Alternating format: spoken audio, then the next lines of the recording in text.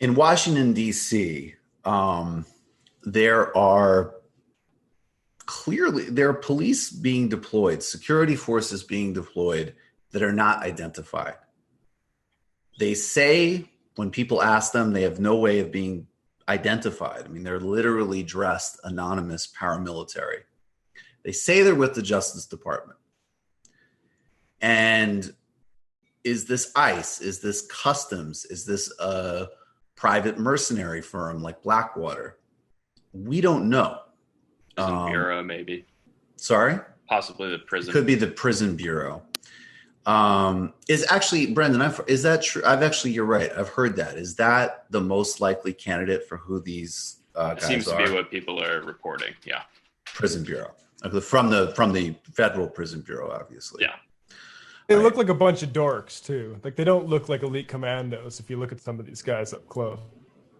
Let's play this. This is from number 5 on this sheet. This is DOJ guys. And this is just, Matt's right. These are not exactly, the guys you'd cast. But this is terrifying. This is right out of central casting. Yeah, right out of central casting from a horror version of Super Troopers. Let's go.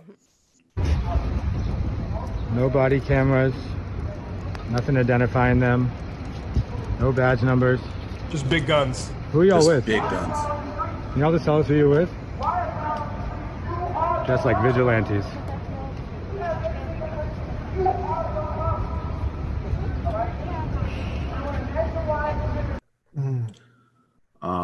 So that's something, obviously, that's important to keep track of. Senator Chris Murphy from Connecticut indicated on Twitter yesterday that he's going to draft up legislation to basically stop the deployment of, even if they're working in the federal bureaucracy, like even if these people have real titles in the prison system, in the federal prisons, they're operating in a vigilante paramilitary fashion right now because they're not identified.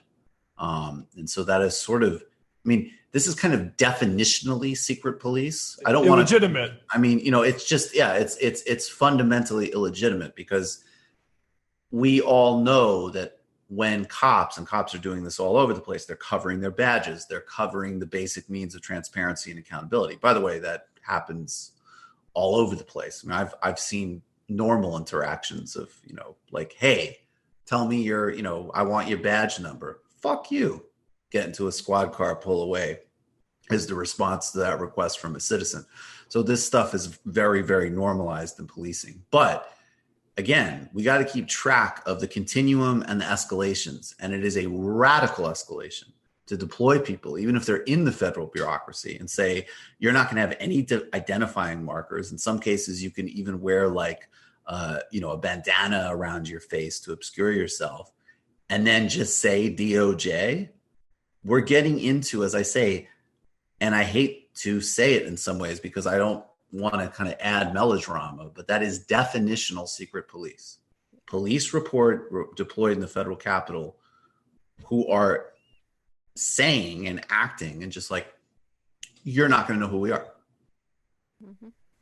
Yep. All of the bad things that people say about communism, our government is doing right now.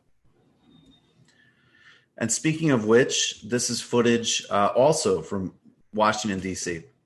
When Donald Trump went and gave his authoritarian tantrum the other day because he was embarrassed because he was a mega cuck and coward who went to the bunker. And then he needed to waddle over to church for a photo op. And he had nonviolent protesters tear gassed to make way for him looking like a weirdo and a freak.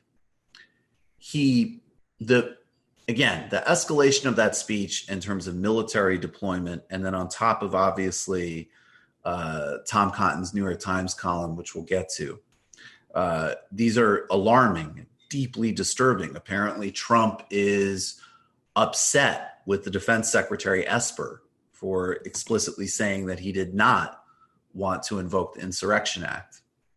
And at the same time, states and cities didn't respond as of yet, although there's some very alarming militarized footage from California. But people have not taken them up on it overtly. I've no doubt that there's, Pentagon oversight or their different agencies are looking at this all very closely, but they did not respond to Trump's demand or request to deploy the military in a state level. This is happening in Washington, D.C. Washington, D.C. connected to the fact that it doesn't have proper representation, it doesn't have statehood, it has taxation without representation, is under some form of military law right now, or military occupation, I should say.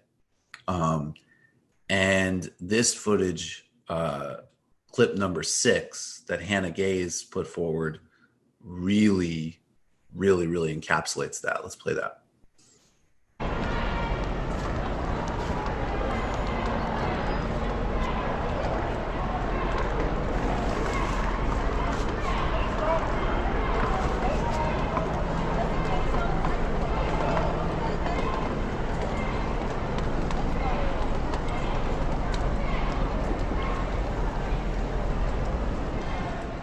So if you're listening, sorry? I was just going to say, this is like the break of dawn this morning, and this is like a 1.5-minute clip of just endless streams of military police coming through.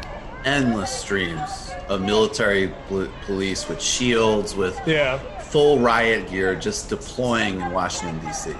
This is the material resources America can bring to bear to make sure Buffalo Wild Wings doesn't get its windows smashed. Right. While COVID testing sites are closed across the country. Well, people are sleeping on the streets. They don't have homes. Oh, but they made an exception to the curfew for homeless people. Wasn't that nice? Don't you have a job to do? Don't you have a job to do?